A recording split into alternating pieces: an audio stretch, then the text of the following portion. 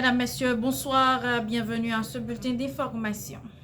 Dans les informations locales, la direction départementale de la police du Sud s'est rencontrée dans ses locaux à Jacmel ce mercredi 1er octobre avec plusieurs représentants de l'Association des propriétaires et chauffeurs d'Haïti, la directrice départementale Magali Belno, le commissaire principal Honoré Lenay, le commissaire municipal Alix Baptiste ainsi que le porte-parole départemental, le commissaire municipal Gary Victor ont pris part aux échanges. Les discussions ont porté sur les embouteillages récurrents observés au marché Giffrard, provoqués par le déplacement de chauffeurs qui, au lieu de respecter leur stationnement initial à Bassin Caïman, viennent désormais prendre directement des passagers à bord du marché. Cette situation perturbe fortement la circulation dans le centre-ville. La rencontre visait à définir une solution durable pour rétablir l'ordre, notamment en favorisant le retour des chauffeurs à leur station de Bassin Caïman et en améliorant l'organisation du transport public dans la zone. Dans les informations nationales, 2 jours après la publication du rapport d'enquête de l'unité de lutte contre la corruption ayant mis en cause sa gestion, le recteur de l'université publique de Bar-Tibonite à Saint-Marc, Dr Wilfried Hazard, a remis sa démission au ministère de l'Éducation nationale et de la formation professionnelle. La lettre datée du 29 septembre 2025 est transmise au ministère, dresse le bilan de ces 20 mois de gestion qu'il dit avoir mené avec l'âme d'un éducateur chevronné. Dans une note dépourvue de chiffres et d'objectifs clairs pour la nouvelle année scolaire, le président du CPT s'est contenté de saluer la rentrée des élèves. Il a affirmé adresser un message à ceux qui, malgré la violence des gangs, se sont déplacés pour aller à l'école. Cependant, aucune précision n'a été donnée sur le nombre d'enfants ayant pu rejoindre les salles de classe grâce, selon lui, aux efforts du CPT. L'ambassadeur de France en Haïti, Antoine Michon, a annoncé que la France financera cette année le repas quotidien de 80 000 élèves à travers le programme national de cantine scolaire en partenariat avec l'organisation Clé. Cette initiative vise à soutenir la scolarisation et la nutrition des enfants pour l'année académique 2025-2026.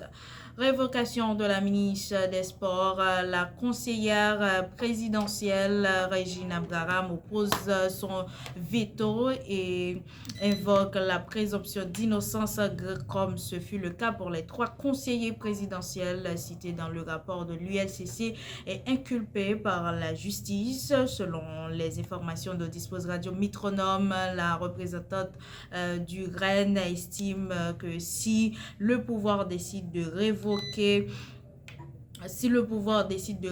la ministre des Sports, alors les 3 conseillers présidentiels impliqués dans le scandale de la BNC devraient également se retirer du CPT, un dossier qui met en lumière la corruption au sein du pouvoir intérimaire. Coup de tonnerre, Washington met fin à la loi Hope, arrivée à expiration ce 1er octobre. Ce secteur qui représente près de 90% des exportations du pays pourrait s'effondrer. La loi Hope Help qui expire ce mercredi constitue un revers majeur pour le CPT qui avait largement communiqué durant toute l'année 2025 sur le maintien de cette loi. Cet échec représente également un camouflet pour le ministère des Affaires étrangères.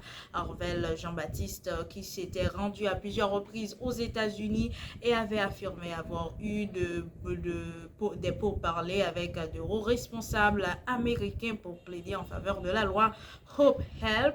Par ailleurs, le choix de Leslie Delato comme ambassadeur aux États-Unis en raison de son rôle passé dans le plaidoyer pour cette loi n'a pas porté ses fruits. L'absence de reconduction de la loi Hope Help représente un échec diplomatique retentissant pour le président du CPT, Laurent Saint-Cyr, qui avait même voyagé avec son beau-père, Pierre-Marie Boisson, afin de faire du lobbying en faveur de cette loi. Le directeur général de la police nationale d'Haïti, André Jonas Vladimir Paraison, a reçu l'ambassadeur de l'Organisation des États américains en Haïti, Cristobal Dupuy, au sein de la direction générale de la police nationale d'Haïti. Les discussions ont porté sur les réformes structurelles, la modernisation des capacités de la PNH, la réponse aux défis sécuritaires et l'amélioration des conditions des policiers. À l'Estère, dans le département de l'Artibonite, la population lance un SOS à la PNH afin de contrer les exactions du gang Kokorat sans race, accusé de viol et de meurtre dans la commune. Livrés à eux-mêmes, les habitants dénoncent l'invasion de la ville par les bandits. Un véhicule blindé de la PNH qui était déployé dans la zone a été retiré sur ordre des autorités policières départementales pour être redirigés vers les Gonaïves où des hommes armés organisent quotidiennement des manifestations. Les habitants estiment que renfort de la police nationale dans la commune est urgent et indispensable selon des propos recueillis par Radio Métronome. Il convient de rappeler que les communes de La Chapelle et de Liancourt, toujours dans l'Artibonite, sont désormais considérées comme des territoires perdus sous la gouvernance du CPT qui jusqu'ici n'a pris aucune mesure concrète pour combattre les gangs, alors que chaque membre du conseil perçoit environ 7 millions de gouttes par mois pour le renseignement.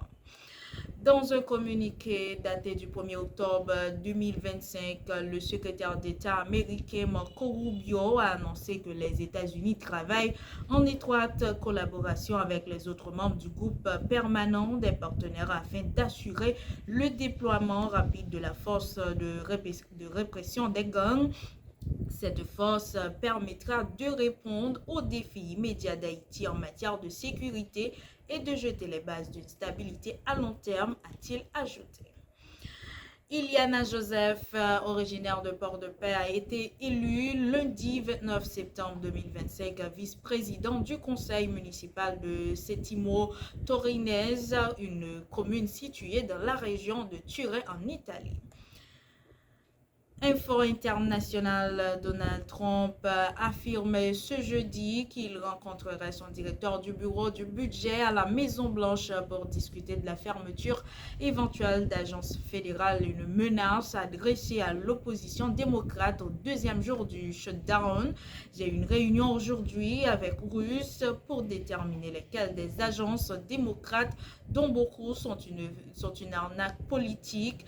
Il recommande d'éliminer et si ces fermetures doivent être temporaires ou permanentes, a déclaré le président américain sur sa plateforme Truth Social. Je n'arrive pas à croire que les démocrates extrémistes de gauche m'ont donné cette opportunité sans précédent, a ajouté le milliardaire républicain en référence au blocage budgétaire actuel au Congrès. Mesdames, Messieurs, c'est la fin de ce bulletin d'information. Merci de l'avoir suivi.